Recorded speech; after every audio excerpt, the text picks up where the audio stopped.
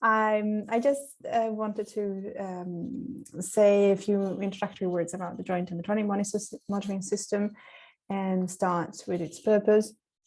This is an electronic system that is going to accompany applicants through the whole application process. So from creating the application form to submitting it to the program. But then once the project will be approved, the beneficiaries will still be working on Jems, and the contracting process will take place in the system, and the whole application form and reports will be followed up and monitored in the system through Jems. So you will be inputting all your reports and expenditure claims in the Jems as well. And from our end, we will obviously interact with you and assess the application form and the reports as they are submitted. But we do also use Jems as a database for reporting information to the Commission. And we also use it as interface with other systems that need to collect data about Interreg, and I will tell a little bit more about this later.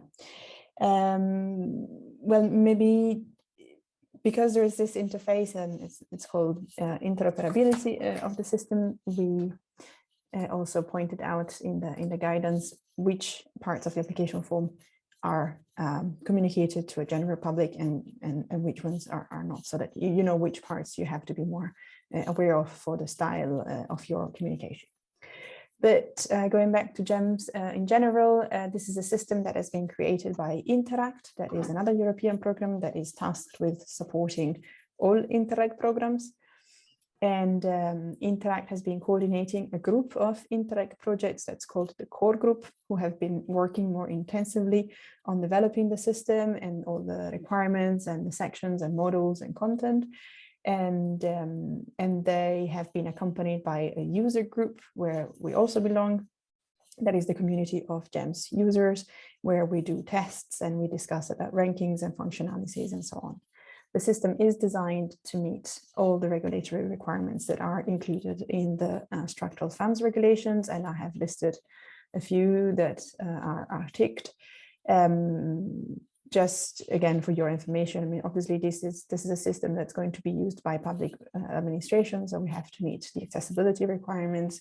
So the system is developed so that it is compatible with accessibility tools. It is designed also to make it possible to easily access public information, so for transparency. We have also embedded some, I mean, the data are organized and managed such that only those who need to see personal data can see those personal data.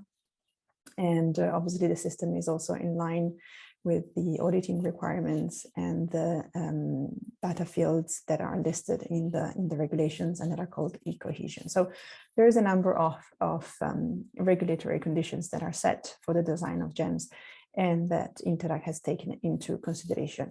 One interesting feature is this, the interoperability, which means that the data that are saved in Jems can be exported and used in other softwares and platforms, meaning that the summary of your project can be directly published on our website, for example, thanks to this interoperability functionality. But it also means that we can transfer information such as the summary of your project idea, the funding amounts and the partnerships. We can transfer this information directly to the databases of the European Commission, such as Cohesio, that is a public database collecting information about all operations financed by the structural funds. And we are also going to transfer this data to KEEP, that is the database of all Interreg projects. So it's quite handy and functional, but it's good for you to know that some information is immediately going to become public from the moment the project is approved. Jems is the result and still work in progress. So we've started working with Interreg and the other programs actually even earlier than 2021, because in 2021 is when Jems went live. And the system is developed in according to what is called the agile approach. So meaning that finished models are being released every 2 weeks, and we have the opportunity to test those models. And then there's much more important and bulky releases that happen 2 or 3 times a year, where then these minor developments are all batched together and included in the production system of GEM that is available to all applicants. So it's a long process. We are proceeding according to priority. So what the system that you're going to be working with now, it's capable of receiving application form, and then from June we will be able to assess them, because there's going to be a new model integrated in the system. But basically this is to let you know that it is a work in progress. So that there may be some flaws or some things that are not working as smoothly as we have hoped for, but they're going to be improved. And there's maybe some functionalities that are not yet available, but they will become available in the future. So bear with us as we go along and develop the system also together with you. So as Christopher was saying, your feedback both about the guidance and about the GEMS will be welcome, and will be useful, very useful for us to learn. And yeah, I was just checking my notes, and we have prepared some guidance. Some of you have already had the chance to have a look at this. We have 2 documents. One is called GEMS Instructions for Applicants, and this is where you will be guided step by step in the system. Whereas the offline application form, it's the application form template filled in with information about the type of content that we expect you to prepare in an application form. So both these documents are supporting you in the application process, but they're not the only ones. We mentioned on our event on 27th of April, the fundamental documents for developing a project, that are the cooperation program and the program manual. And with this, I will move on to the next part of our seminar. And I think you can see now my browser. This is the landing page of our test system. So we're going to use our test system for this demonstration today. But otherwise, you know that the GEMS internet address is gems.interreg-npa.eu, and you'll probably get this in the chat, and if not, you will find this on our program website. As Christopher was saying, you're welcome to raise your hand or write your questions in the chat as we go along, and then Lucia will take them and ask or invite you to open your camera and your mic to ask them directly. But we as we are demonstrating how to use the system, it makes sense that at the point when you have a question or where you find that something is not clear, you're welcome to interrupt us so that we can either repeat or clarify your question. I'm going to start with a couple of information about the landing page. You will find in the top right corner a question mark, and with the link to the terms and privacy policy and accessibility statement, which are the same here, the latest information about the system in use, and here you will find how to contact us and the help desk of GEMS here at the NPA Secretariat. To become a user of GEMS, you need to register, and you do this through clicking on Create a New Account. We don't need a lot of information for you for creating an account. We just need your first name, last name, email, and password. Once you will have created your profile, you will no longer be able to modify your first name and last name. So just be aware that this is not going to be changed. Your email will become your user ID. So your email will be necessary for logging in to GEMS. And then you'll create your password, tick on accepting the terms and conditions, and register. This will trigger an email notification to be sent to your email address. And we have had some problems with spam filters. There are some spam filters that are stricter than others.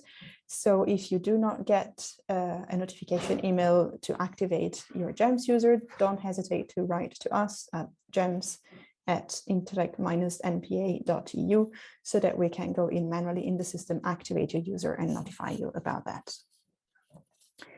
So I will now log in with a user that we have prepared for our tests today. And I'll show you that if you click on your email address on the right top side of the screen, you will have access to your user data. This is where you will also be able to change a password if you need to do that. For example, if you have any issues with your user or you've lost your password, then we will send you a new one. And this is how you're going to change it so that then it will be the password that only you know.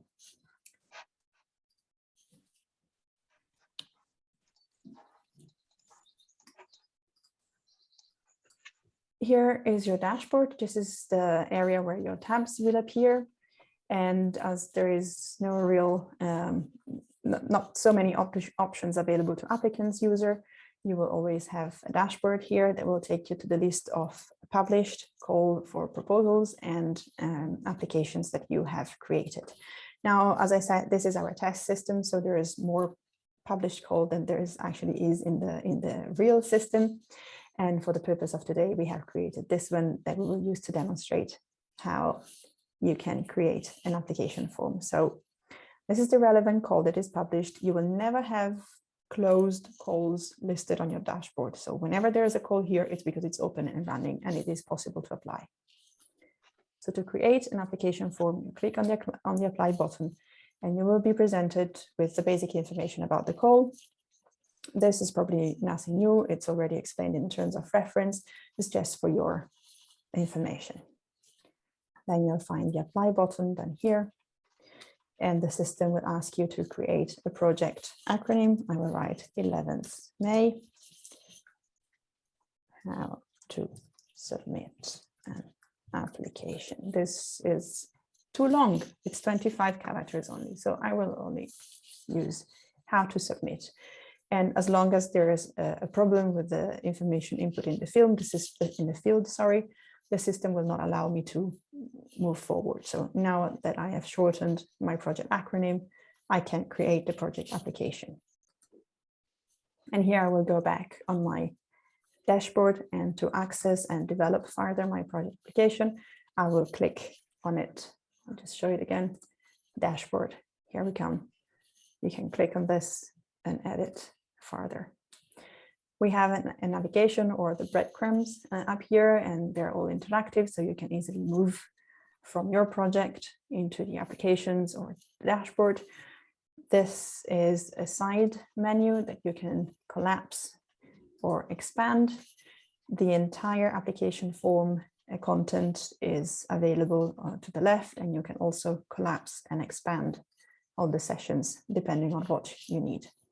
Up here, it will tell you which version you're working with, and for the time being, it will always be version 1.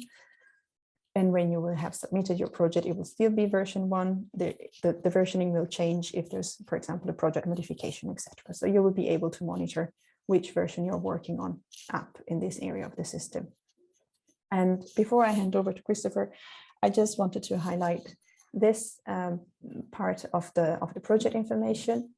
It tells you what is the status when you have created your application form, and then it will include summary information about the project. And for example, it will also tell you if you have submitted your application, which day you have done that. And then the status will change to submitted. I think I have covered all of my introduction. And as I said, if you have questions, if there's any questions, Lucia, should I answer to? Okay, so I'll just hand over to Christopher. Thank you, Michaela. And I'm going to go into Jems. And can people see this? Can I get a nod from one of my colleagues? Good. And I'm going to go in, and as Michaela was pointing out, this is the application that we're going to be working with today to demonstrate.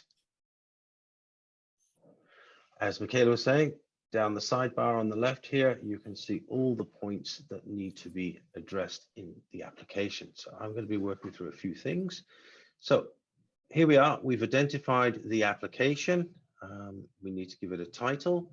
And here you put in a nice sexy name. For training purposes today, we won't go to full text, just to give you a sense of what it's all about. So we've identified the project. We know that we now need to give it a period. And here we're going to say that it's going to be 36 months because that's the general length of our projects. And there'll be 6 reporting periods. Where there's an asterisk, we will always have to say, and the system will not take it any further unless you've identified and answered the questions with the asterisk. So here we have to, using a drop-down menu, pick which priority. In this call, we're only having 2 priorities, priorities 1 and 2. Priority 1 being the strengthening innovation capacity for resilience and attractiveness in NPA communities. And then the second priority is strengthening capacity for climate change adaptation and resource efficiency in communities, NPA communities. So I'm going to pick priority 1.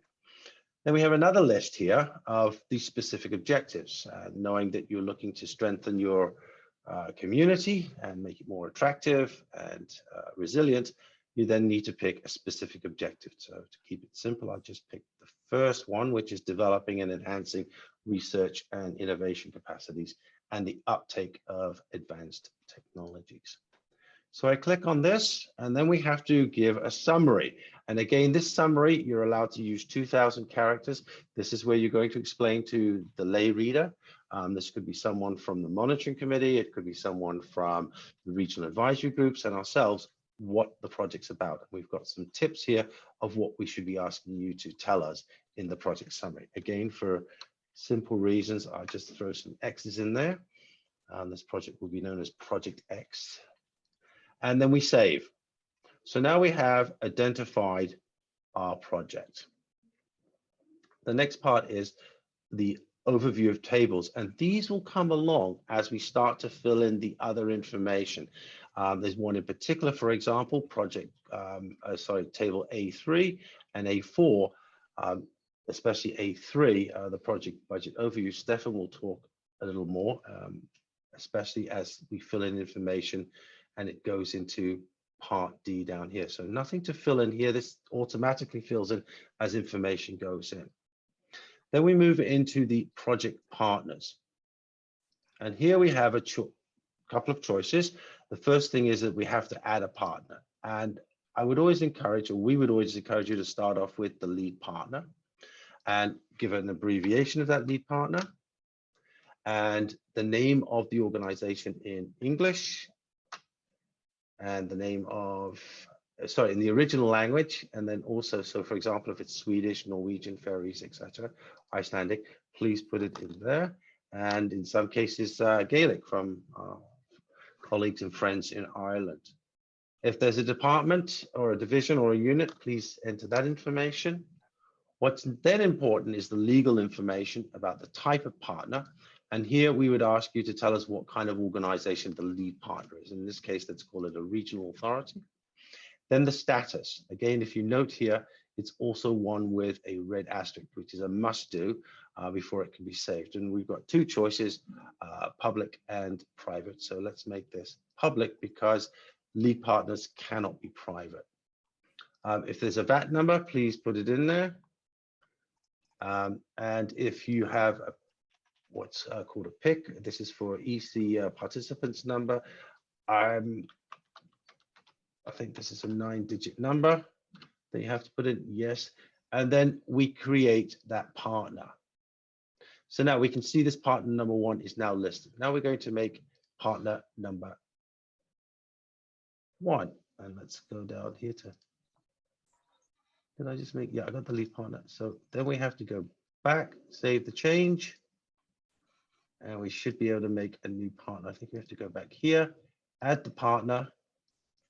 And again, the same principle again, where you have to put in an acronym, name of the organization in the original language, in English, if there's a department, the type of partner. Now, this is a partner, so partners can be both private and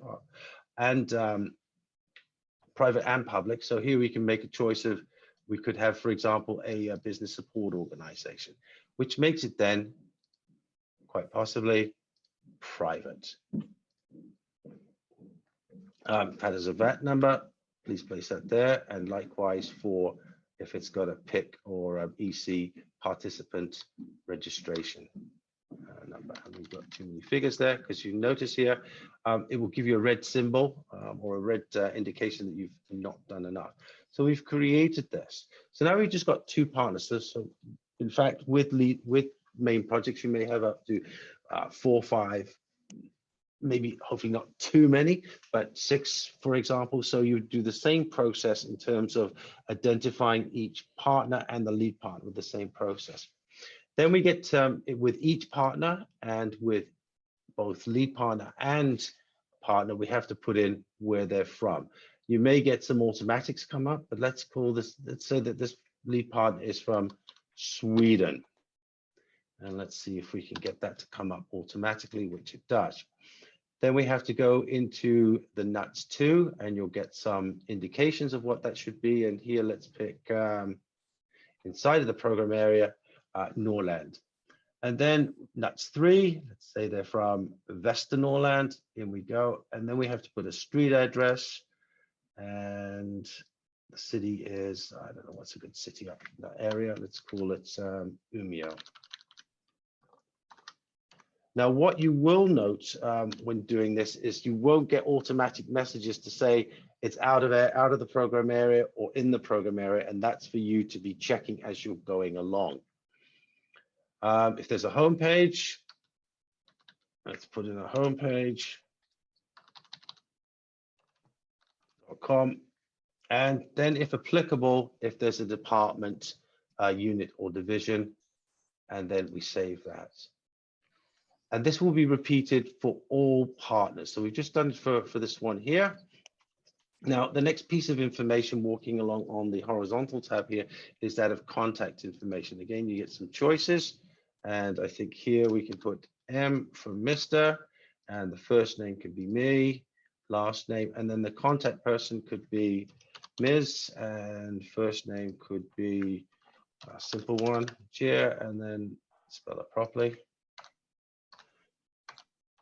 And then the last name could be B. We just put B for short. Email address, I'll put my one. And then telephone numbers, and then save. And we do this for each of the partners. Then we come to, for each partner, both lead partner and partners, we've got a few questions to start off with. And here we would like to know about your motivation. Here we'd like to know what the organization's thematic competences and experiences are and how they're relevant for the project. So here, please write in some text. You can do up to 2,000 characters here. Secondly, what is the role of your organization, your partner organization in the project? Some points there. And then likewise, we want you to, if applicable, describe the organization's experience in managing and being involved with EU finance projects and international projects. So we put a few things there. This process that I've just mentioned here is repeatable for all partners. So then we go back into the lead partner and work our way through. So identifying the address, filling those all out to the nuts, and you may have to do a bit of research if you need to get down to nuts 3 to find out exactly where you are. Contact detail, both for the legal representative, the contact person, and then the motivation for your project. At this point, I will now pass over to Stefan. Excuse me, Christopher, for Yes. a second. There were 2 questions for Michaela. Okay. Yes. Fiona is asking if you can delete the draft project and if you can change a project acronym later.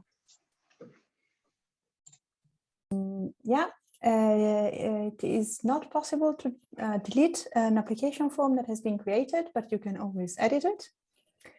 meaning that if you can replace the content that is in there. So either you want to leave it blank, you can leave it blank, or you just change the content. And the acronym can be edited, and we can try that later on in the application form. And was there a question about the abbreviation? That can be changed, could it not, Kayla? The acronym, the project abbreviated name can be changed. Yes. Yeah. Good. So I pass it over to Stefan now. Can you wait? Fiona, do you have more questions? I see that you unmuted yourself. Yeah, thanks for that. Yeah, I just, when I was playing around with it the other day, I just created 2 projects fairly quickly, like, you know, so I have the same name for them, but I might need to change the title of them, and I couldn't find a way of doing that. And then I couldn't find a way of deleting one of them, so I wouldn't be getting mixed up. And if I had other partners inputting information, I couldn't delete one. So if I could change the name and just call it something else, it would be handy, or else try and delete it. And just the other question I had on the partner information, I see there's a form there, all right, the declaration from the partners. It would be handy to have the partner information form, a template, and offline one of those also. Some of the questions are different from the offline form we had before. Now I could go in and take the questions off the system, but if you have one, that would be handy to get. What we're doing this time around in this programming period is that we're looking for, and as a requirement for all project applications coming through, is just 2 important documents that are mandatory to be uploaded with an application, and that is the lead partner statement. And in that, the lead partner declares what they're going to be doing and signs it and says how much money they're putting into the project. Likewise, there's a similar one with not as many questions, but similar questions for partners. And they basically sign off that electronically, and they include that with the application. In there is just some tombstone information, such as who they are and their email address, if I remember correctly. So we're not using what we would have used, for example, in the past, where we've got a full sort of upload a PDF of something. Everything's in the system. Yeah, and now just trying to collate the information, the addresses and the nuts and the contact details and all those from partners offline, so to speak. It's just that if that form was available offline, it would be handy. I think what you can do is you can use the application. In the application, I think there's a one page that sort of lists everything, and of course you can use that to share with your partners to collect that information. Yeah. Okay, thank you. If Stefan allows me, I'll just quickly show how to change the project acronym. You should be able to see my dashboard as an applicant, and here is the application form that I have just created now, and I click on it, go on project identification, and here I have project ID, lead partner, and project acronym, and here I can change this. Okay. And then I will, well, now there's no changes, so there's no save button, but as soon as I add here appears a save changes. So that's how to change the acronym. And for your information, Fiona, I also copied the link to the application form offline sample that you can use to develop your application in the chat. Thanks very much. Excellent. I'm seeing no more questions. Are you seeing any, Lucia? So shall we ask Stefan to step up? Yes. Hello, everyone. Can you see my screen now? Yes, Stefan. Yes, perfect. Then we will, we already have this ongoing, this 11th of May, how to submit project, and Christopher has created 2 partners and filled in some basic information about them.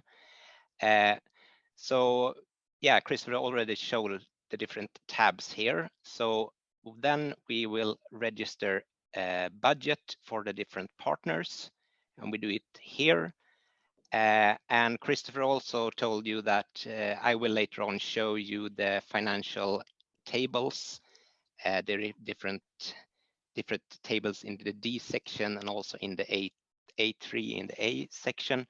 And the thing is, before this information is useful, then then each budget items needs to be inserted on partner level on cost category. So this is how it looks for when I enter the lead partner information. At the moment, you can see that there's no amounts at all here.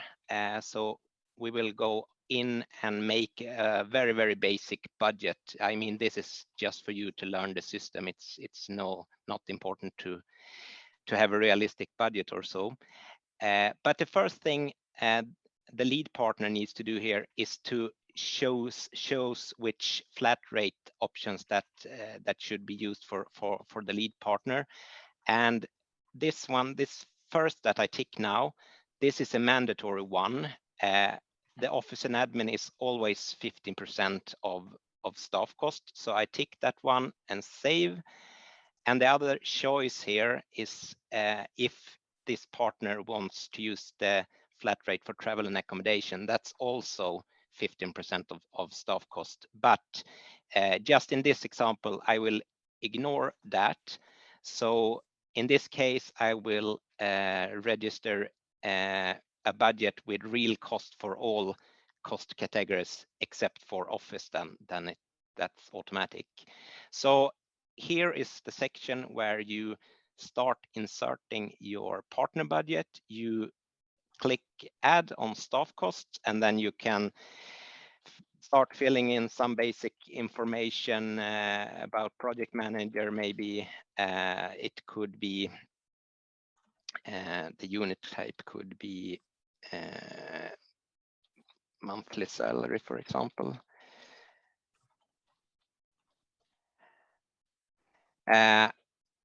And then maybe this is a person that will work the entire project. So I will fill in 36, and maybe, yeah, we'll just put in an amount just to get something in the tab. And then you see here that when I start inserting here in the staff cost category, then this automatically triggers this office amount. So just to show you, I can also put in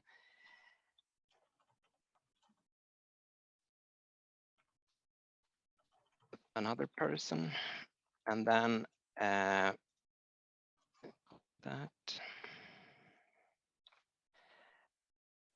and this one will probably work also entire time, maybe lower.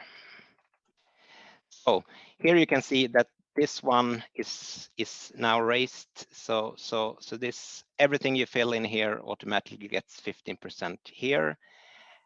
We didn't tick the 15% travel, so here we need to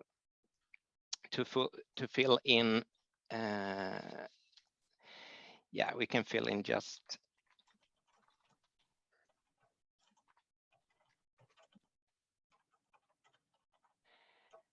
unit types can be number of meetings, for example. We can say that we will have like 5 meetings and say like just putting something in. And then the same, I will just register a cost item for each just for you to see. I can type in IT support. The unit type could be hours, for example. And then we say that it will be 200 hours at 200, for example. Now it's relevant or not, that's not the point. And then finally for equipment, I can put in IT equipment.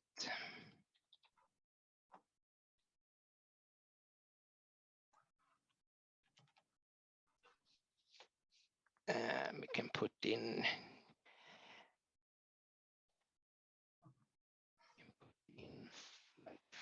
like Maybe while you're doing that, there came a question about the currencies. Paula is asking if all the currencies are in euros. Yes, exactly. Sorry about that. Exactly. Everything should be expressed here in euros. So that's very good question. And Heidi has another question asking if there is any minimum of workload per employee. No, I can also add that in the staff cost section, we persons can only work full time or with a fixed percentage. So for persons that is not working full time, you need to calculate how much their kind of work effort. So there should be no kind of minimum percentage you could work. This is just to calculate the cost for this person. I hope that answered that. Otherwise, you could clarify the question. Now you can see that I have registered some cost items for the lead partner. So I here then can save the changes here. And I can also take a look in the top view here, because here you see that the total partner budget overview with everything split up in the different cost categories we just inserted. I can just quickly put something up also for the second partner, because in this case it's more relevant to put something in, because the financial tables will then summarize the different partners. In this case, I will tick both here just for you to see the difference. So I tick both the flat rate options and click save. And then I can just click, add a staff cost for you to see.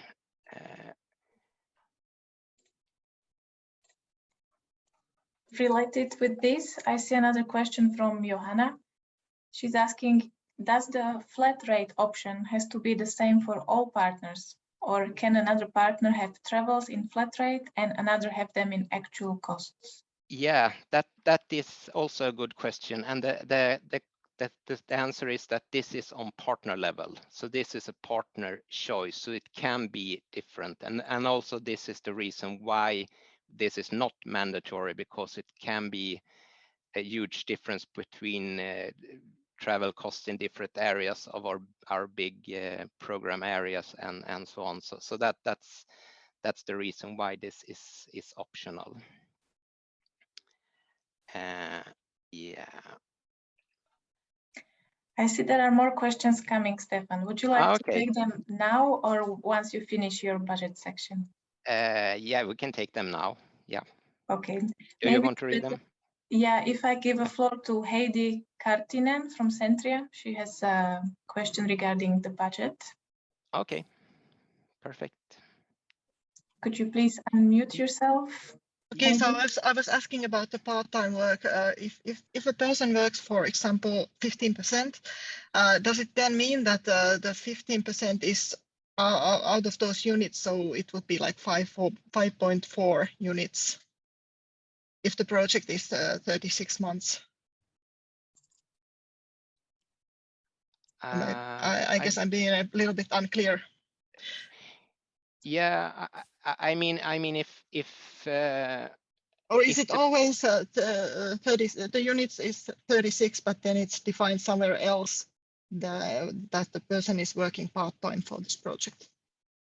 No, but I mean here you can play around and more or less choose your own unit type. In my example, I just for made it easy. If I put the monthly salary as the unit type, and then I think that this person will work all the 36 months, and I put the total cost for this person as the price per unit. But I mean, you can of course play around. One thing, I mean, if the manager here would only work half time, I could put 18 here, for example. Okay, yeah. Then So you that would is exactly what I was meaning. Yeah, Thank you. exactly. But I mean, you can play around a little bit and more or less choose your own. This unit type is quite flexible, so you can just choose. Yeah, as long as it's possible to understand but that would be one way to show that a person works half of the time. Okay, thank you for the answer. Yes, absolutely. I see that Timo Raiha has another question. Could you please unmute yourself? It was the same question as Heidi's question.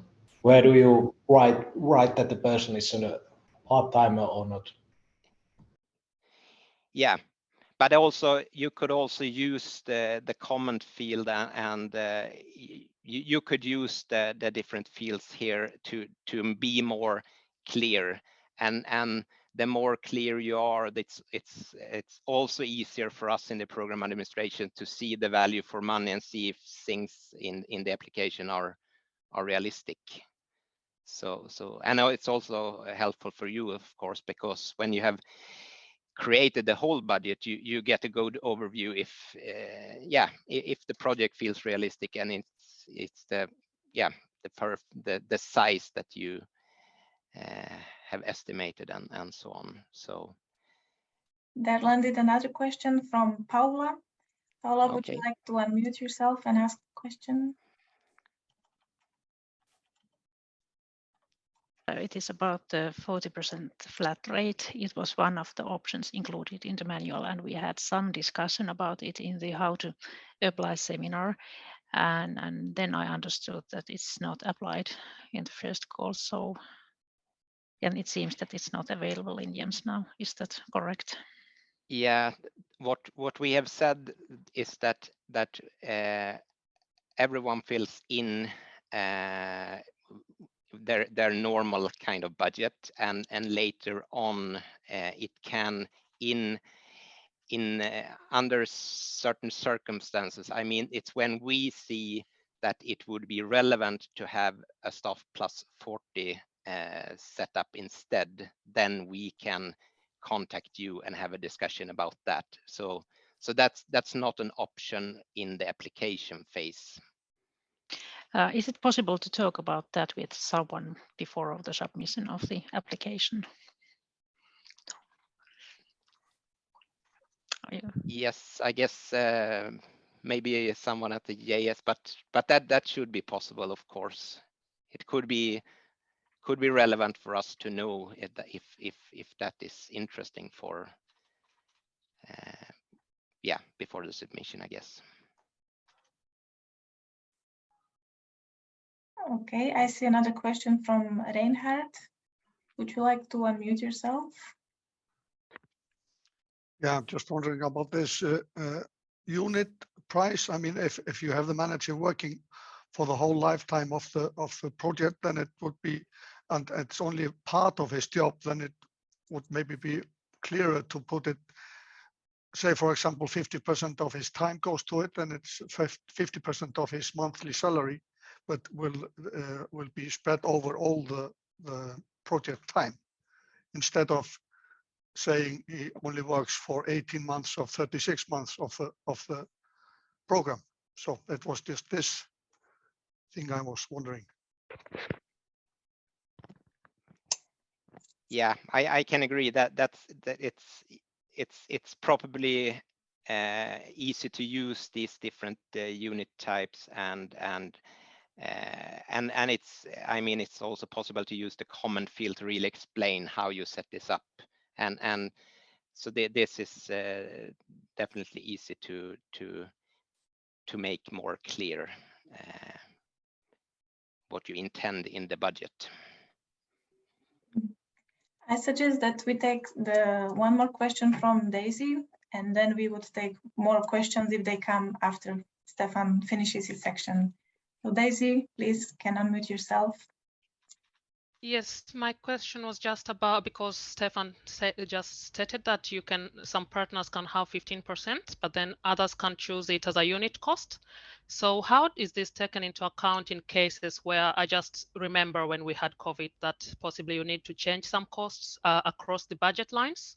So how does this affects the overall budget? How is this then taken into account?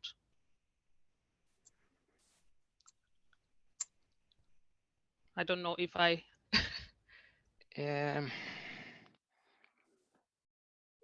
No, I didn't really catch what you meant. Can you explain again? Yes, because if let's say the lead partner has the 15% of this flat rate for the travel, but then the partner one has the unit costs. But then in the line when the project is ongoing comes the situation where one partner possibly wants to change or wants to move some funds from one budget line to the next. Yeah. Which affects the overall budget of the all partners. So how is this considered in this case if we can have the two choices between for the partners, sorry.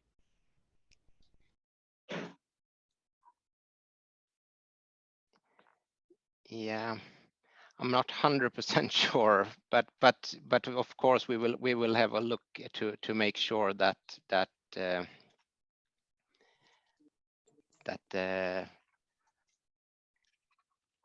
overall budget would still be relevant.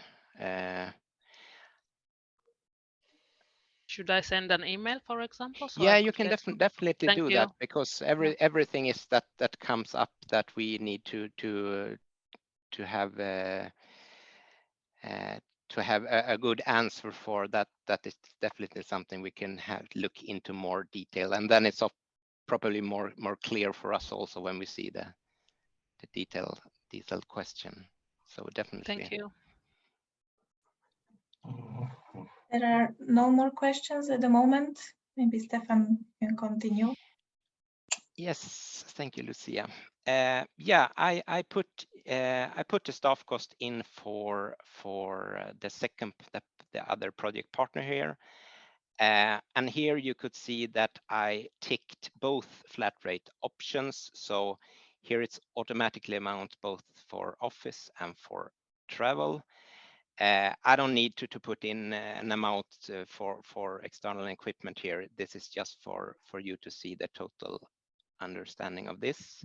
So I save here, and then I go back to the partner, because now we will enter this other tab, this co-financing section. So what will be relevant for you here is to first of all indicate from what financial source this project partner will be funded from the program. And here you can see, when I open here the tab, I can see that the ERDF will be available for the ERDF partners in the program area and also outside the area. And then for the other partners, the ERDF NO is for the Norwegian partners, IS for Icelandic partners, FO for Faroese partners, and ERDF GL for Greenlandic partners. So in this case, I'll choose ERDF for the lead partner, and here you see that it automatically pops up the upper limit of the grant rate here. So it's 65% for ERDF, and it's actually 65% maximum for all grant rates except for Norway, that is 50-50. So you can also see here that it's also an automatic calculation how much the partner contribution is, because if the grant rate is 65, then of course the partner contribution share is 35. And then in the next section here, original partner contribution, then we need to indicate how this amount is split up. If this amount, if it's only the partner themselves with mostly own work, if the partner here is the only contributor, then it's possible to just copy paste this amount down here, and then it's possible to save when I have chosen the legal status. Here it automatically also pops up the name of the lead partner that Christopher registered. But if there is also a possibility that there are other external contributors, and then you add here, add new contribution origin, and I can just show you two of the choices here. There is something called automatic public, and that is normally state finances. In this program period, for example, in Finland, the ministry has financed all project partners with a small percentage. So that would be automatic public. So in this case, we can just say that 20,000 is that. We can add another one, and then that is here, of course, it should be the name of the organizations later on then. But we can add external contribution, and we can say that this is 40,000, for example.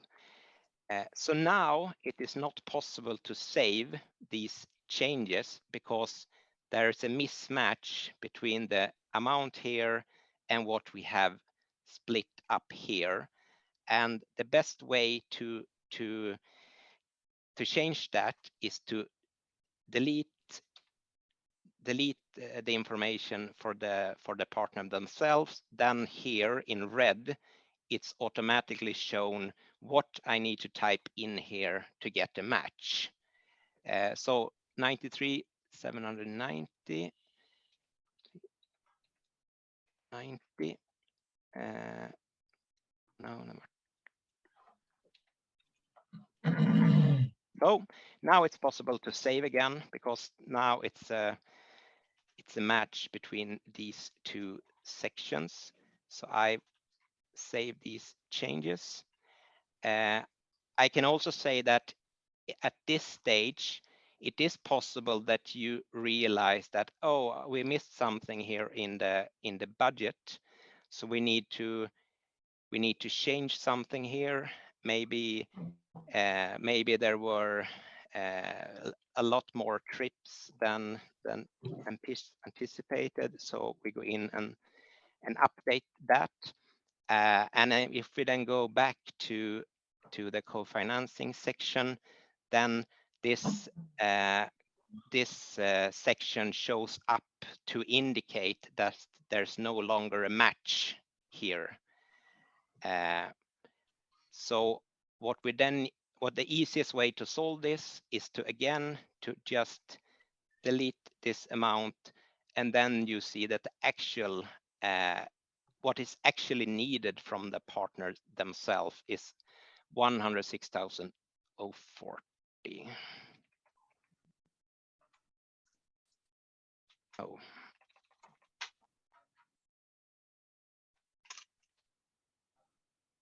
So now you can see that it's possible to save again. We have a match again.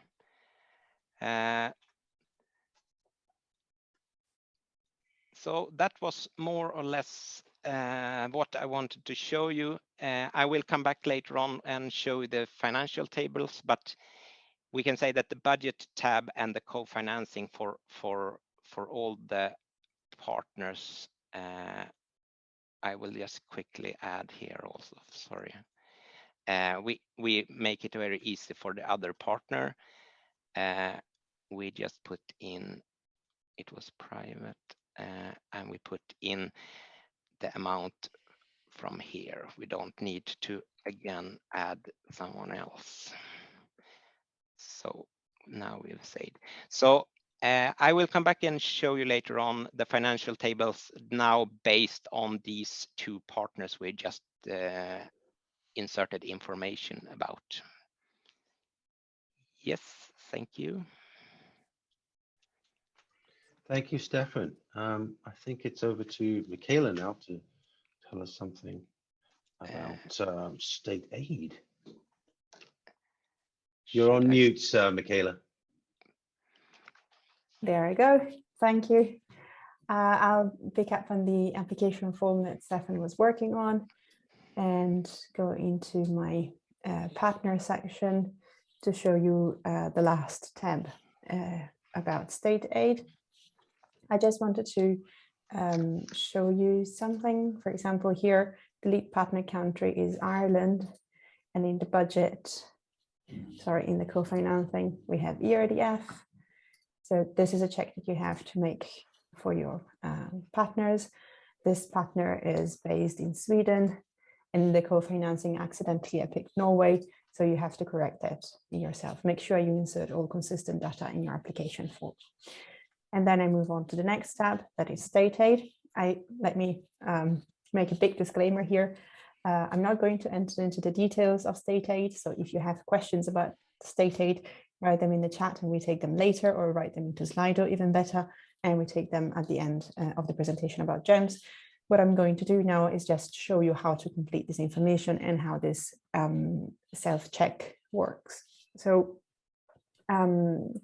state aid is a fascinating topic, and we have 4 questions that will help you understand if your partner or your activities fall under the state aid regime, or if what they plan to do falls under state aid.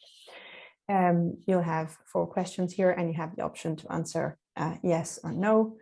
And if you answer yes, we ask you please to add some justification that explains the reason of your answer. I will first pretend that this partner is answering yes to all questions. So the result of the state aid criteria self-check will tell me that there is a risk of state aid. So this will draw our attention, and after approval, we will, together with you, decide what is the best scheme to apply to this project.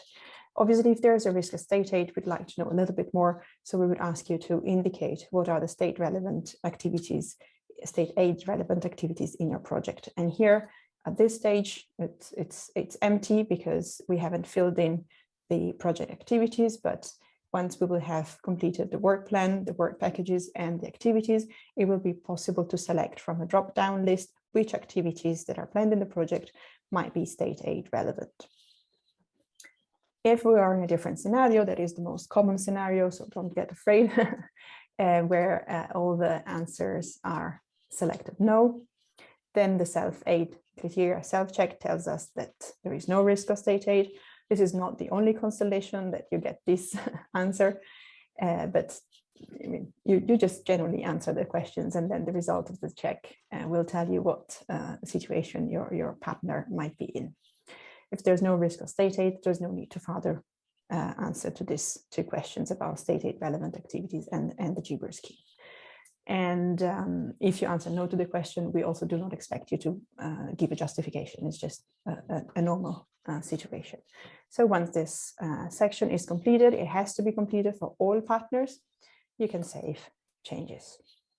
I also just wanted to add that even though there's no red asterisk on this field, it only means that they are not mandatory for activating the save function, but basically all fields in the application form are to be completed. And I just show you the associate organization. These are organizations that are participating in the project, but that are not part of the partnership, but they are belonging to, they are connected to a partner. So you would insert information about them here in the associated organization tab.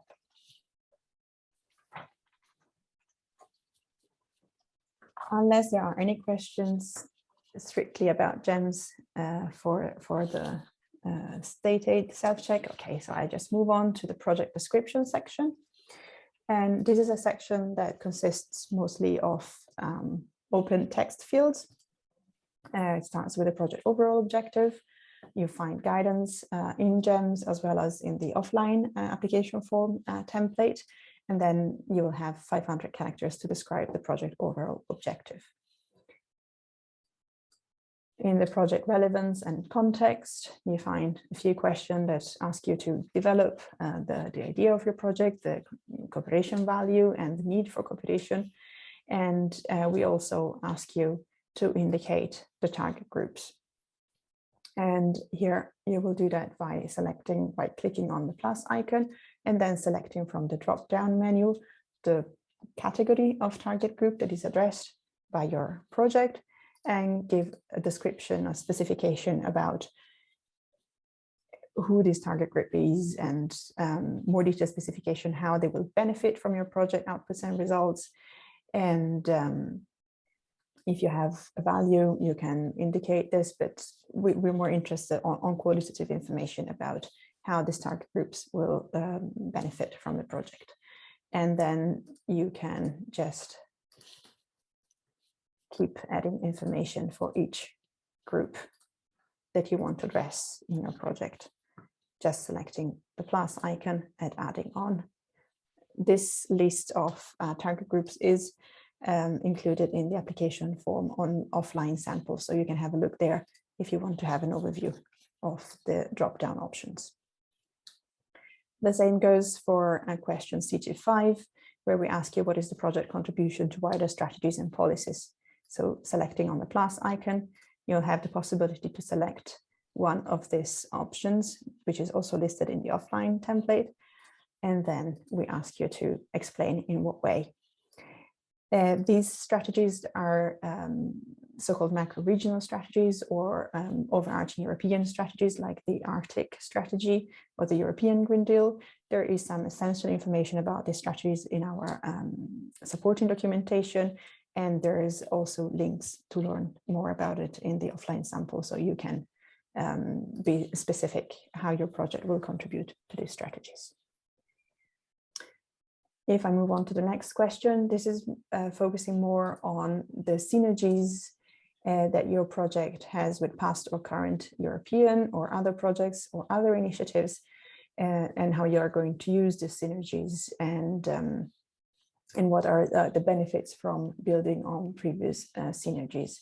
Obviously here there's no drop-down menu options, because it depends on what kind of projects you've been working with and which synergies you see. If I have to give you an example, it could be research projects from Horizon, or perhaps life projects that have to do with environmental initiatives or other Interreg programs that you have participated in before, whether in the NPA or beyond the NPA, and or what we call mainstream programs. These are projects financed by the regional programs. So we're just interested in learning what your project is building on in terms of expertise, products, and anyway, synergies. And this is a further description on how the project builds on available knowledge in more wide sense. The advice in general is that this information is prepared offline and that you copy paste it in Jems, but of course you're also welcome to type the information here. Just remember to save your changes. If we go to the section project partnership, you will have the space here to describe the rationale of your partnerships. And if we move on to the next point, this is a project work plan. So I will show you in detail how you can complete your project work plan. As in the past and in general for many projects, the work is organized in work packages that are consistent group of activities. If you click on add a new work package, this line will appear with just the number of the work packages and the information that you will complete. It's always possible to delete a work package. Here you would insert the title,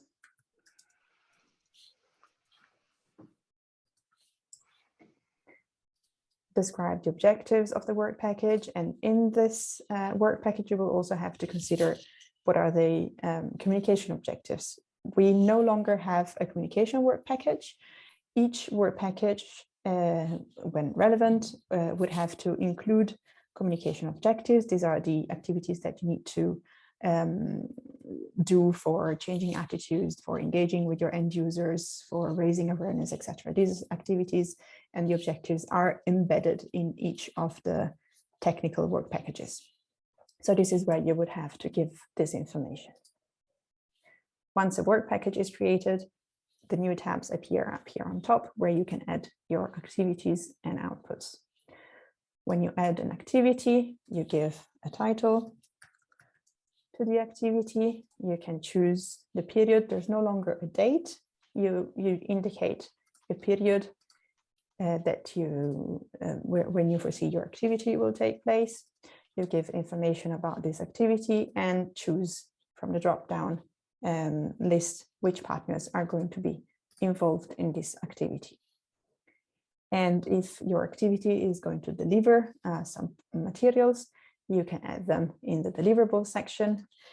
You will add the deliverable title here. You will describe it and indicate in which period it will be delivered. You can add all the deliverables that you need. They will be automatically numbered, and they will all be associated with activity 1.1. When you're done with activity 1, you can always add activity 2. And the information repeats. And you will also be able to create a deliverable for activity 2.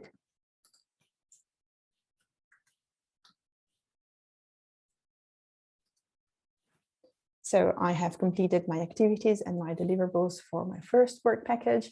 Now I want to indicate what are the outputs of this work package. This is going to be the short title of my output, and this is my first output. I will have to select the relevant program output indicator from the drop-down list, and this information is presented to you in the program manual, where all and each of these indicators are also described in detail, and there's information also how to provide evidence about delivering each of these. So I will choose pilot actions developed jointly and implemented in projects, because I think this is what my project is going to deliver.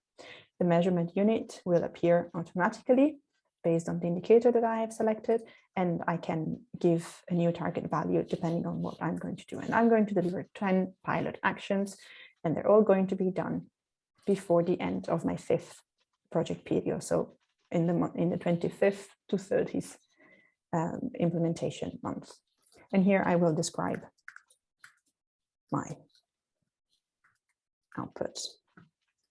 I'll save a change, and if my work package delivers more than one output, I can add it here and insert my second output.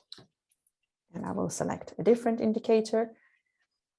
Now, I mean, you of course you'll have to be careful how you select your indicators and how you develop your outputs, so that there's a clear connection and consistency with the output indicator, with your work package objectives, with your project objectives, and all of this is described in the project and program logic in the program manual. But just for the sake of this Jems demonstration, I'm going to say that we are going to cooperate with 25 enterprises, and we'll make them work with research organizations during the implementation of our project. I'll save my changes here. When I go back on my project work plan, here my work package 1 is created, and now I can create my second work package. And I will again think about what are the communication objectives that fall within this work package. I will describe what the specific objective of the work package, and they will complete my activities and my outputs. Next, I can move on to the next tab, that are the project results. And the system works basically in the same way. There is a clear connection and a close connection between the project results and the program result, for which we have indicators. And I think that my project is going to introduce small and medium-sized enterprises to product or process innovation. My measurement unit will be defined by the indicator that I have chosen. The baseline is the program baseline, and that is 0. what you are going to deliver is the target value. It's how many enterprises are going to be introduced to product and process innovation. And hopefully that will be all 25. And I will deliver this within project duration in the 5th period. And in this area, I will be able to describe in what way this is going to happen and how this is going to be beneficial. And once I will have my first project result, I can add my second project result. The project results, they are at project level, so you insert them at this stage and not within your work package. I will save my changes, and then I will move on to the next item, that is the project time plan. And this is automatically done based on the information that I have filled in my work plan. So here you'll have a nice Gantt chart. I can zoom in and zoom out. You will have just the codes of your deliverable and outputs. And here also it's only summarized the code of the indicator that you have selected. So don't worry, this is no machine code or error notification. This is just the abbreviated indicator name. And this is the specific objective that your project has selected. Again, in the program manual, the indicators are also identified by the same coding, so you will not get lost with this abbreviations appearing up here. You can always check back with the program manual. Moving on to the next section of the application form, this is project management. As there will be no work package for communication, there is also no work package for project management. So it's in this section that you are going to describe how your lead partner you're going to fulfill your tasks as lead partner in terms of project coordination and financial management, how you have organized the work in the project and with the project partners so that there is a good follow-up and a good monitoring throughout the project. But we also ask you to describe what are the quality measures in place to ensure the deliverable quality. We ask you to give us the general approach to communication, let's say the communication strategy of the project, so that it gives the umbrella information that includes what has been described at activity level in each of the work packages. We also ask you to describe how you foresee to manage the financial aspects of the project. And we ask you to explain us how the cooperation criteria are going to be implemented and fulfilled by the project. There is 3 criteria that are mandatory. These are joint development, joint implementation, and joint financing. So we expect these 3 at least to be selected, and for each to have a description of how this is going to happen. Joint staffing, it doesn't mean that there's one person that it's hired by 2 partners. It means that project people are going to work together coming from different organizations.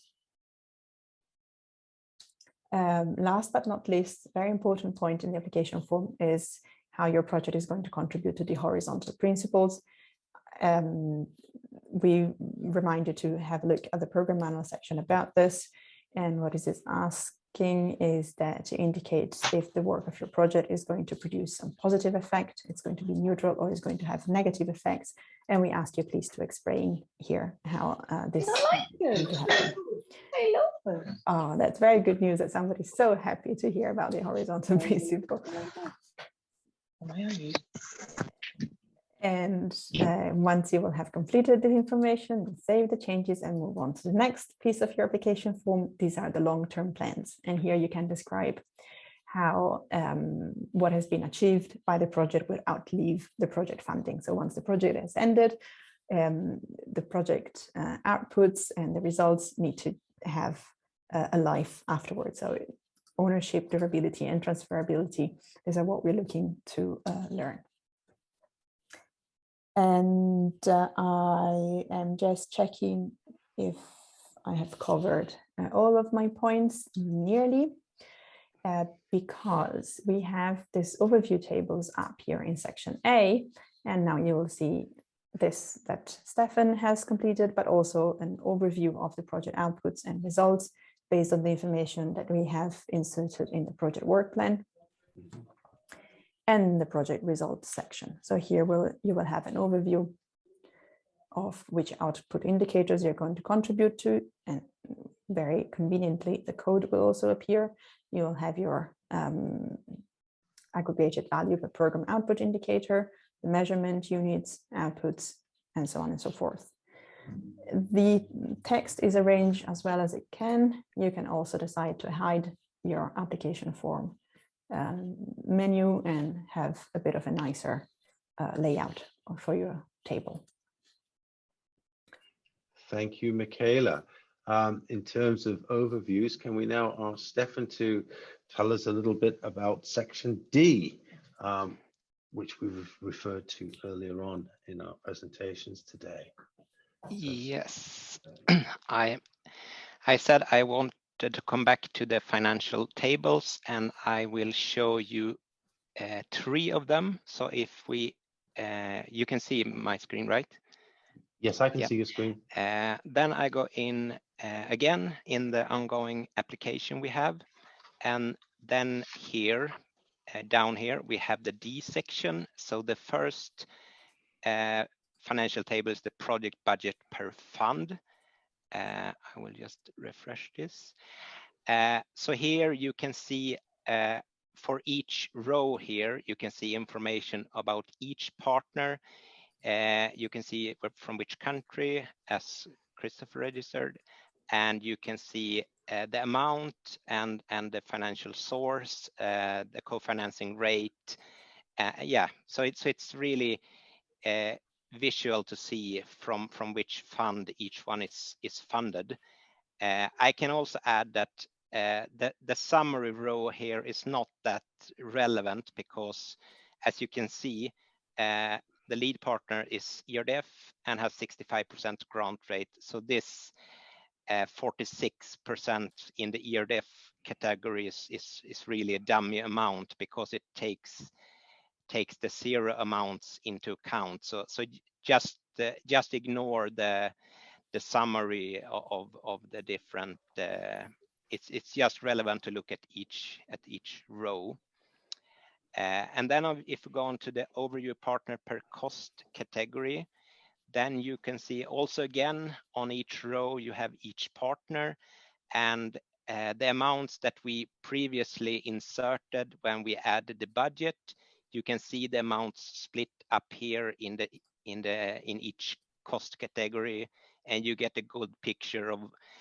In normal cases, there would probably be a lot more partners than 2, but here you already get an overview of how much of the total partner budget that each partner have.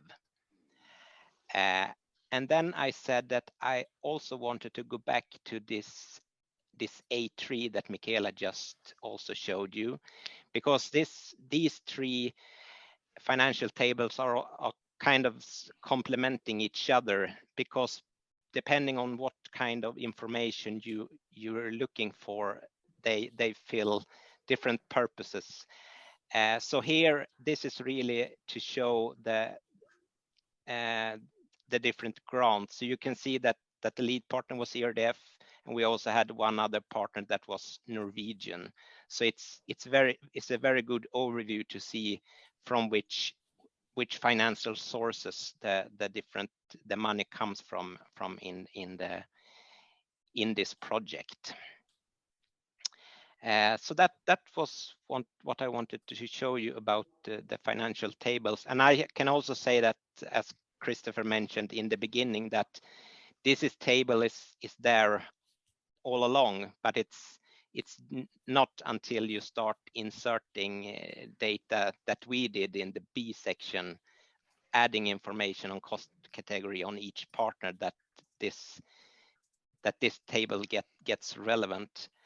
I can also add one thing that I forgot to mention when we talked about the budget section, and it's not necessary to provide budget breakdowns at period or work package level. So that could be good for you to know.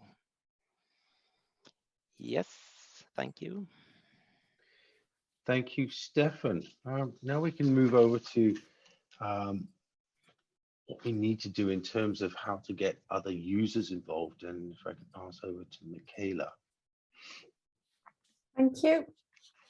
That's us again in our application form. And in order to add other Jems user to my application form, I can select the project privileges section. I should say, by default, the person who is creating the application form is the so-called lead applicant. And at this stage, this is the only user who is able to see the project privileges tab. So what I can do is I want to have a colleague from my lead partner organization also edit my application form, or I want the partners to be able to fill in their section in the application form and perhaps some other parts of the application form, like work packages, for example. So the lead applicant will go into the project privileges and click on the plus icon. And here, what needs to be done is to copy the exact email address of the Jems user that we want to invite to the application form. And because of GDPR, we are not going to be offering you the possibility to pre-filled in email addresses of all the users. So you will have to know the email of the user that you want to add. And obviously, the person needs to have a registered user in Jems already active.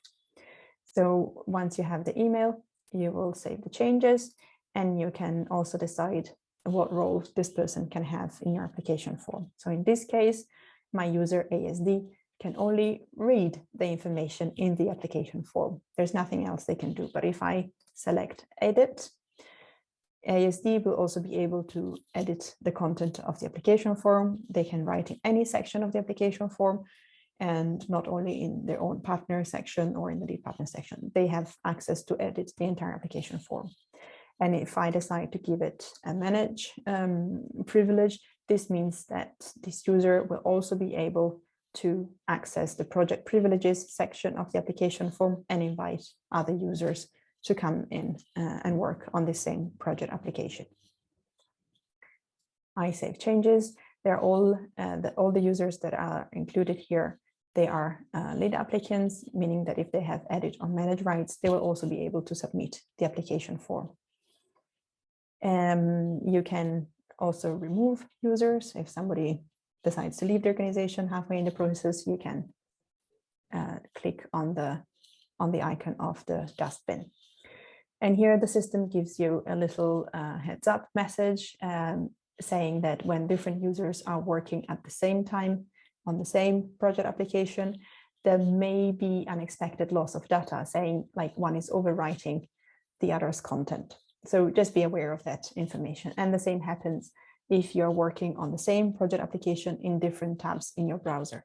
The save command is only taken, it's taken the moment it's clicked on. So if you save some of your content and at the same somebody else is working in some other parts, their content might be lost. So just be aware of that. This is the information that you need to have about inviting collaborators to write or read your application form. I can also move on to the next stage. No, I will log out and let Christopher do that.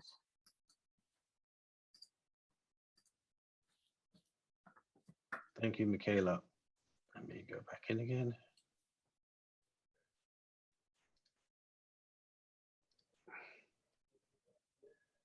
Can you see my screen? Yeah. Good. Okay. So now we've put all this information in, and we're getting down to the point where we have to do some other things. And I actually made a reference to something that does need to be added to the application. And this is application annexes, and they were the lead partner and the partner statement. But, Michaela, would you like to say something here? Yes, sorry. in this part of the application form, you can upload the lead partner and the partner statement that are the mandatory documents that we ask you to attach to your application, but you can also attach other files that are like ancillary information or information that you would like us to have in addition about the project. You can decide to upload a file like Christopher is doing in the application. You'll select one file from your resources in your computer, and it will appear here, and you will have the possibility to edit the description clicking on the little pencil icon. It's very useful if you add a description to the file, because sometimes the file names is not just self-explanatory, and it will be easier for us to understand what kind of document is being included in the application form if you add this type of information here. And you, as well as your partners, will be able to see these files and download them as well. Very good. Thank you. So we've been through the information you should put into the applications, things that you add to it. And one of the beautiful things about this system, Jems, is that it's useful in this sense, is that you can do what we call a run pre-submission check. And what we have to do here basically is just click here, and it will give us a listing in all of the categories that we've been through. And let's say, for example, we go and look at project. If you click on it, it's not going. It's good. I'm missing something on the other side, I think. It's telling me over here that I have 18 issues. And basically, these are things that need to be filled in this section. So things, information missing. Of course, we, for expedience today, we're just rushing through everything so that you could see basically what to put into an application. But before sending the application, you're going to have to go into each of these issues and figure out what's missing. So for example, in this partner here, it's missing nuts 2, nuts 3. And if you recall, we sort of skipped through those processes. We just sort of looked at the basic information to put in as an example. So this is missing information that you need to go back into and fix. If we were to go into the project description here again, we can see that in section C, there's a few things to be answered, some issues where we've just skipped through. Of course, that, as I say, it was just to make things expedient for you. This is a very useful tool for us, and when we've been practicing and testing, we found how useful this really is. And so this is the pre-checks. Now, once all of the issues have been sorted out, then we're in a position to then submit. And of course, we can't do this at this point because we've got all the issues to solve. Is there anything else to add there, Michaela? Having just gone through this screen of the issues and what needs to be sorted out in a pre-check before submission. I will maybe share my screen again. I stopped sharing.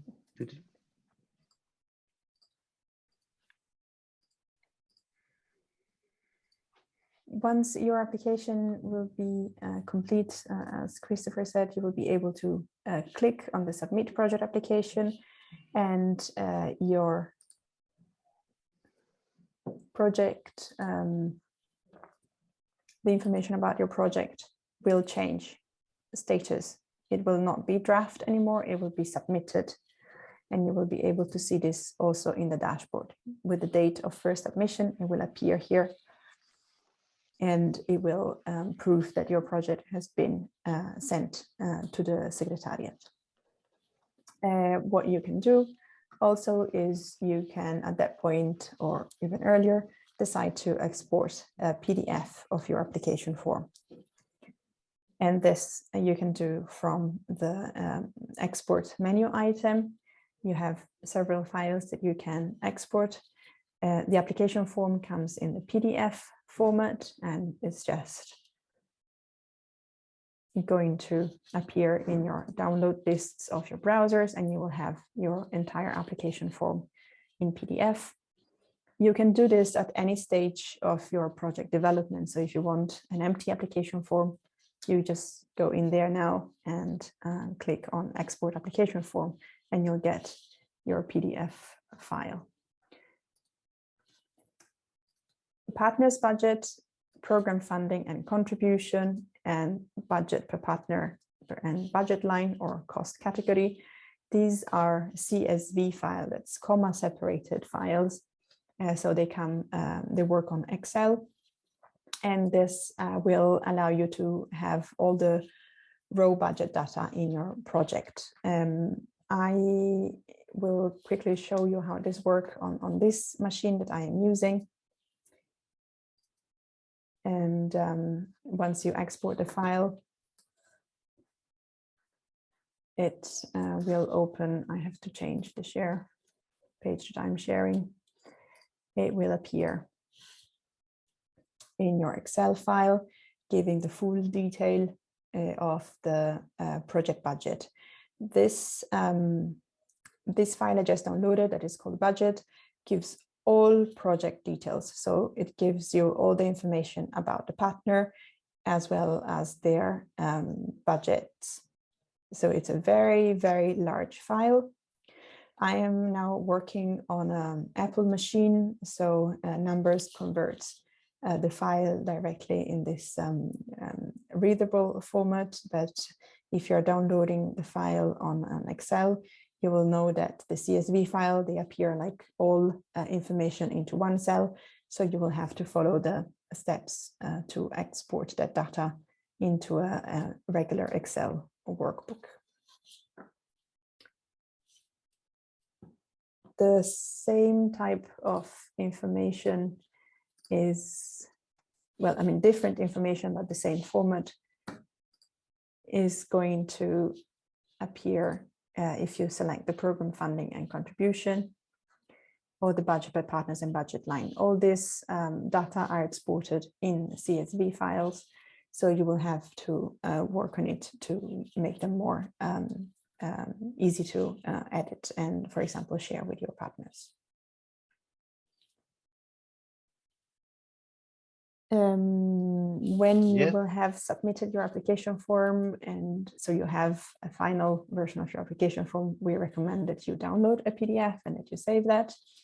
You will not receive an automatic notification from the system that your application form has been submitted, but you will receive an email from the program with a confirmation that the application has been submitted within the call deadline. If you are late and the deadline has passed, you will not be able to click on the submit project application because the call deadline has passed.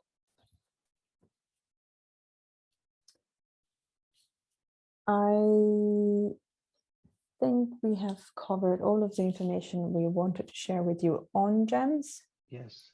This would be an opportunity for us to then move on, if you wouldn't mind sharing on your screen, Michaela, the Jems instructions, where there's a couple of pages there that are go-to pages for to help you. We can show you some tips there and some good things to know in the Jems instructions.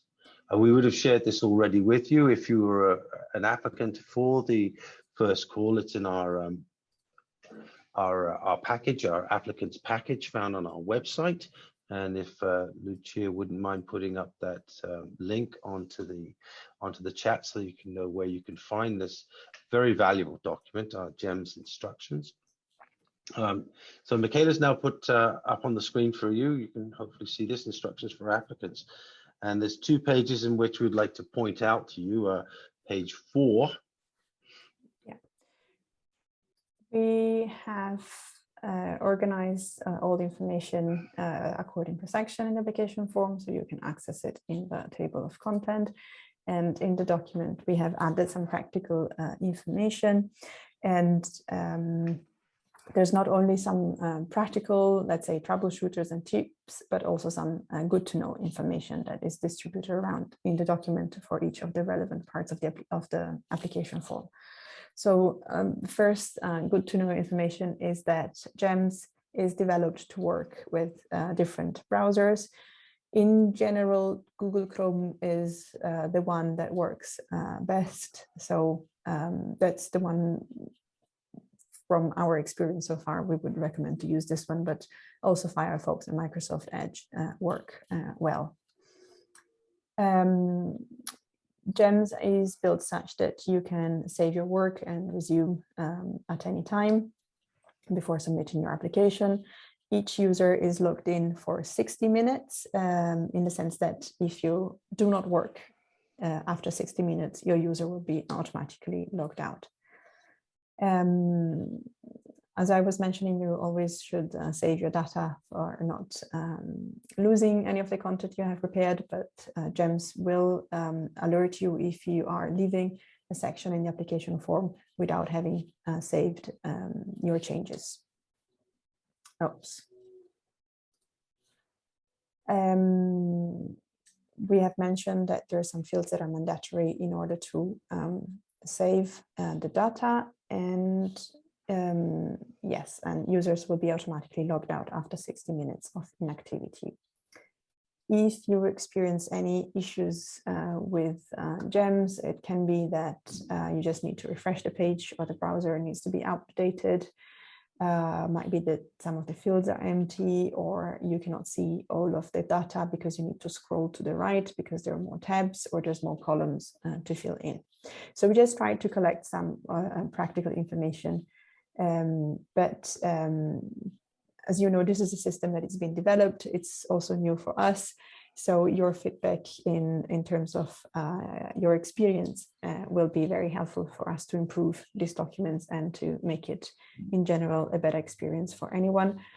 Our experience also is that if you have been working with EMS in the 2014-2020 period, this system, Jems, will look more user-friendly and will be also more stable and reliable.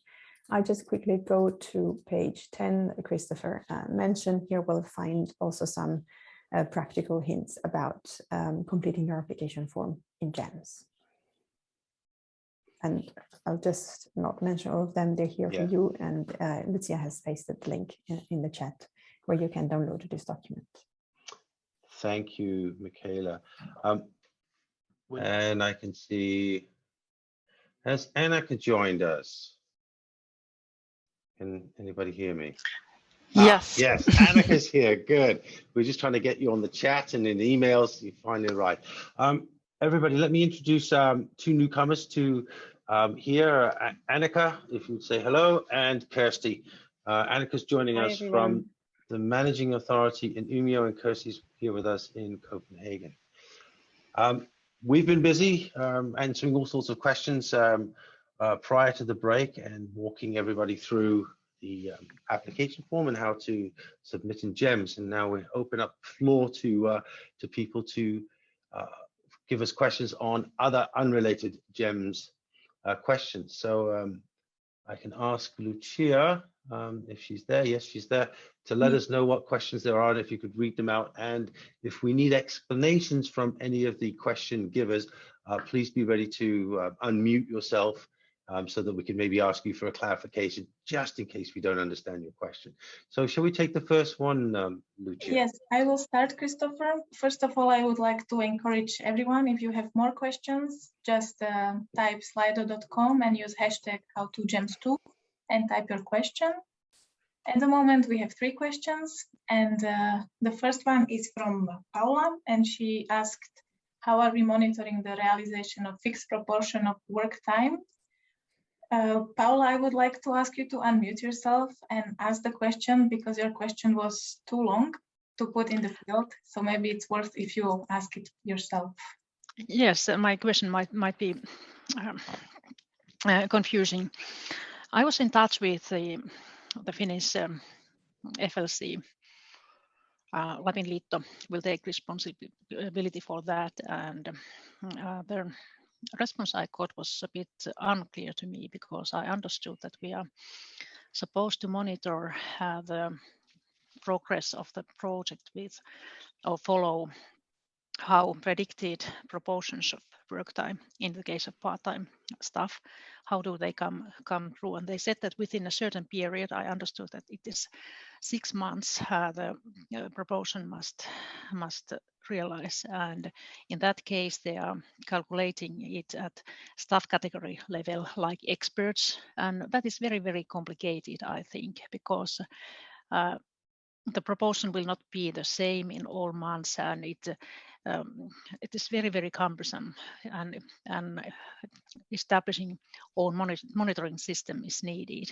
Is it really so that we have to, because we are not budgeting at the period level, should we monitor work times at period level? So I'm not sure if I managed to explain what my problem is, but it's complicated thing, I think so. I think this is maybe for me to answer. As Christopher said, Annika Blomster. I'm from the managing authority based in Umeå at the County Administrative Board of Västerbotten. Good to see that so many people have joined, some new names and some familiar names. Regarding your question, it is a very good question. We have been saying throughout this process of programming this new period that we will be implementing a lot of simplifications. Sometimes simplifications are complicated and it could even become complications. So this is one of those things where this is a simplification to move away from timesheets. This is the idea. But of course, it requires then a bit more planning. So I would say if you have been involved in projects in the 2014-2020 period, where it has been possible to have timesheet registration, or it has been possible to have this fixed percentage reporting already, then the audit trail and the documentation needed will be pretty much the same as it has been. So we have not developed these materials yet for reporting. That will be in place for when your projects start are up and running.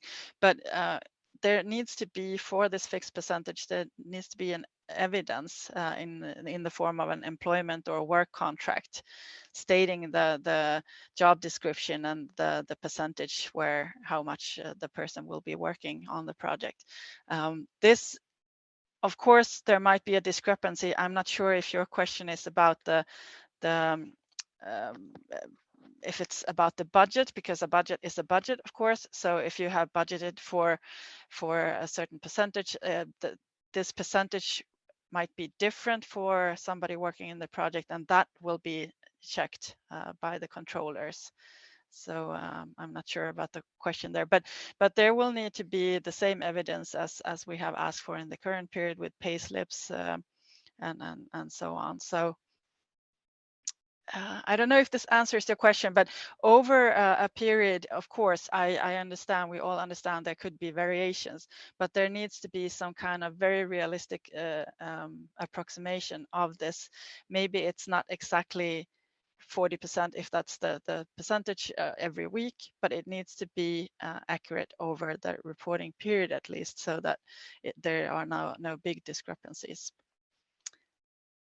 That's what I can answer. If I understood the question correctly, maybe, I don't know if Stefan maybe or Kirsty wants to add to this, or if you have some additional question. Yeah, I can maybe add that if a person maybe works 70% of their time, we absolutely understand that maybe that's not the case every month. It could be 75 some months and 80 some months. So, but as Annika said, this over time, this estimation in the budget should be relevant. But we will not follow up the exact. We will go for what is stated in the contract, so to speak. The contract stating the percentage that they will work in the project. Thank you. Is that satisfactory, Paula? Following the budget is not a problem, but Stefan said that they just check that at the contracting phase. So does that mean that realization of work time allocation or proportion, you will not monitor. And based on the discussion I had last week with the FLC, she said, or I understood, I might have misunderstood, but I understood that the rate should be even in all periods. But in that case, they are following that or I'm not sure if they follow it, but that should come through in the staff category level. So if the proportion is estimated to be 30%, 3 persons can work and each of them use 10% of their work time. That is very complicated, I think, even if it sounds simple, but how to make sure that the project is progressing as planned, also as for the proportion of work time, because I don't know, we are always allocating our work time to projects, but if it's not even pace in the implementation, then it becomes complicated. This is basically what I mean by the simplification requiring a bit more on the planning side. So this is we understand it could be more of a challenge in the planning, but we have not yet been in dialogue with the controllers. As you might know, our program has not been approved yet, and we are not at that stage yet. So we have not had this dialogue with our controllers and have not heard about this, what you're now mentioning. But what they should be checking is the compliance, the link between the work done and the employment or work contract. And of course, in cases there might be an experienced controller might understand that somebody who says that they're working 90% of their time and there is nothing really happening in the project, there could be an extra additional follow-up maybe to see that it's because there is a suspicion that it's not correct. But this is just my speculations. I don't know how individual controllers would act on that. And as I said, we have not been discussing this yet with the controllers. So. Yeah, thank you. Thank you, Annika. We can move to the second question from Fiona. He asked, how do we handle partners outside of the NPA? I believe I can ask Annika again to answer. Well, I suppose this is not a question for Jems. In Jems, a partner outside would be just a partner in the system. But in reality, partners outside the NPA area are something that should occur in rare circumstances. There is a possibility for the monitoring committee to approve a project with partners outside if it's clearly justified and if it's it is for the benefit of the program area. There is a section on this in the program manual, and I would encourage everybody to have a look at this section in the program manual. Just briefly, though, with this said, there are some complications and some limitations to adding partners outside the program area. So if there are such plans, I would encourage anyone to contact the Joint Secretariat early on in the process. What I can say very briefly is that for a partner from outside, there needs to be a commitment from the partner country to take on liabilities for that partner. So we need from the managing authority some kind of assurances that it would be okay to include this partner in a project and that somebody would take on the liabilities as said. That's one side of it. And then the control system, as what was mentioned by Paula, also these controllers, that kind of system needs to be set up also for partners outside. So the same controls and the checks would need to be done for a partner outside. And that needs to be set up then by the partner country, no, not partner country, but the country in question. So if you would have a partner in Italy, for example, we need to have assurances from Italian authorities that they would take on liabilities and that they would carry out these checks according to the program rules. So just a very firm recommendation to contact us as soon as possible, because as you understand, this might be a procedure that could cause delays in your project planning. Thank you, Annika. And Fiona has asked another question. Are the state aid questions for the project partners only, or also for potential project beneficiaries, like pilot projects implemented during a project? I think this is me again.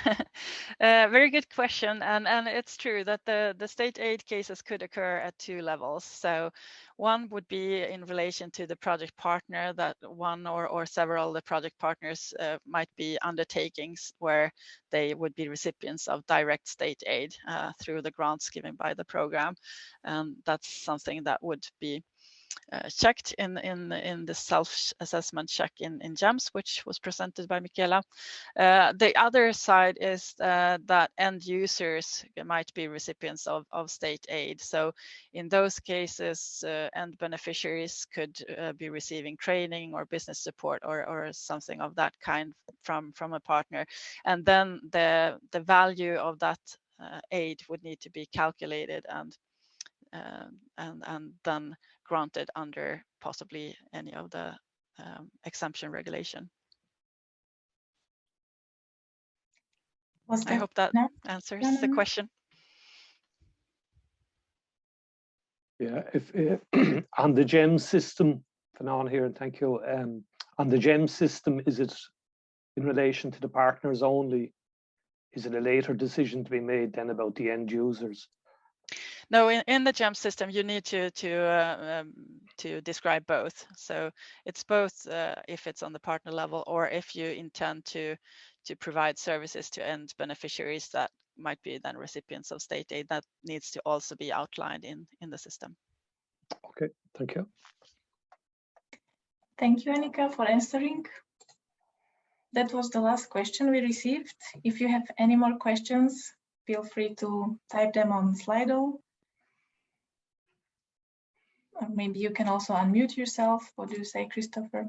I say if we see no raised hands, there's been a lot of information, and the point would be for any of the registered participants today or anybody that gets to share this recording that we're going to be posting, they're always welcome to get in contact with the Secretariat to ask any questions that they would like to have answered.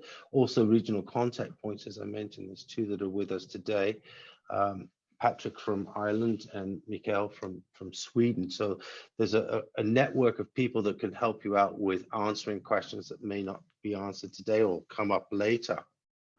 I think knowing that we've taken you through what we have today, there's just one final slide that I'd like to present, unless any of my colleague presenters today have anything to say. I'll wind us down to the last slide of the day. Seeing nobody saying yes, I will take us to the last shot of the day, which I should be able to find here. And this is to let you know, can you see my screen? Yes. So say yes, good. We've got other things that are going on along with the first call, and that is next week, May the 19th. We have our very first conference in 2 years, so we're calling it the NPA in person, and information's on our website if you haven't registered, and looking forward to seeing you. From what I understand, Lucia, we've got 133 or 130 people registered, so we're looking forward to a lot of sharing of information about the new program, and in a way saying goodbye to the old program as well. The day before, we'll be meeting our monitoring committee of the old program and saying goodbye to them and tidying a few things up there, like getting them to agree to the last annual implementation report for the 2014-2020 program.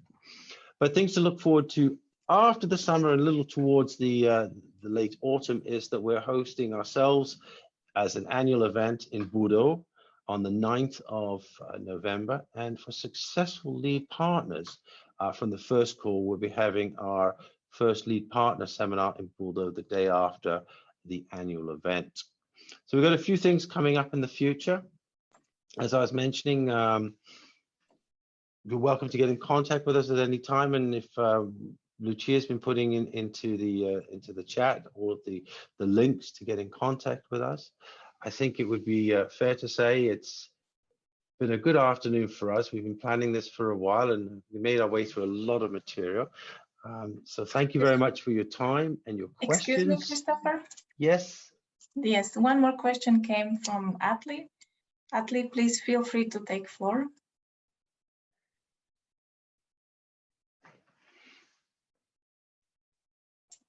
Are you still with us? Yes. Yes, I have unmuted myself, and here I have some camera probably also.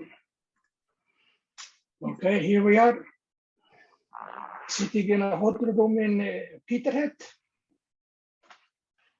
Yes, my question is that we are from Iceland, and we are working on a project made from recycled plastic waste. The plastic waste we are using is second-hand fishing nets. So what we are interested to know is how can we implement other parties into this project? How many do they have to be? Can we have a few of them from Iceland and maybe from 1 or 2 from Ireland and Denmark? Maybe I can answer this question. Hi, Atli. It sounds like an interesting project, and in fact, we've had projects in this field already. So I highly recommend that you also check out on our website what we've already done with recycled fishing nets. There's a couple of things. Basically, you're asking what the minimum requirements are for the partnership. And we have some information about that in the program manual, which is the link above your question. So the minimum requirement for a project in the first call is 3 partners from 3 different program partner countries. And the lead partner needs to be a public institution. And out of the partners, one of which should be an EU country. So those are the sort of the minimum requirements. So you can have a lead partner from Iceland, that's no problem. But the lead partner needs to be a public organization. So, and then I could also see that you're mentioning Denmark, which is not in the NPA program area. That would be an external partner. And then what applies is what Annika just mentioned. Then contact us, and then we need to basically ensure, or the managing authority needs to ensure that member state Denmark is willing to take the liabilities for this partner, and they need to set up a control system for this Danish partner or partners. So yeah, so there's a few things there that I picked up from your question. Yes. I hope that that's clear. But feel free to email us more specifically also if you know the partner, like the organizations already, and we can guide you as to the minimum requirements. Yes, we will do that. Can you lead me to the website where I can see this project you are mentioning? Yes, I think Lucia has been ahead of us already. Okay. So she's put 2 links in. One is to a map of results, which is like an online map where you can filter on different topics or on different regions, and there you can see what has been done already. So you can filter by theme, for example. And the second link she has is the funded project. The project specifically that has worked already with reusing fishing nets is called Circular Ocean and also Blue Circular Economy. And they have worked on something very similar. So there could be also some potential partners for you there. So we encourage you also to take a look at them. Yeah, we'll do that. Thank you.